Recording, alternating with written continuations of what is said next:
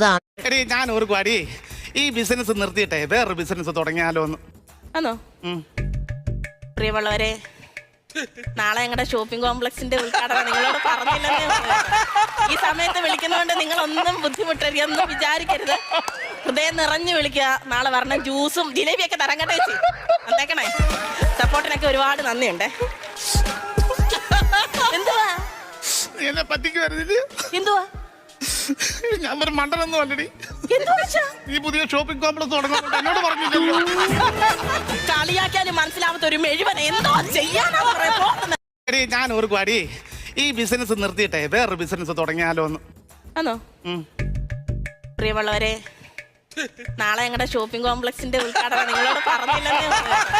ഈ സമയത്ത് വിളിക്കുന്നതുകൊണ്ട് നിങ്ങളൊന്നും ബുദ്ധിമുട്ടരുതെന്നും വിചാരിക്കരുത്. ഹൃദയം നിറഞ്ഞു വിളിക്കുക. നാളെ പറഞ്ഞ ജ്യൂസും ജിലേബിയൊക്കെ തരാൻ കേട്ടോ ചേച്ചി. വന്നേക്കണേ. സപ്പോർട്ടിനൊക്കെ ഒരുപാട് നന്ദിയുണ്ട്.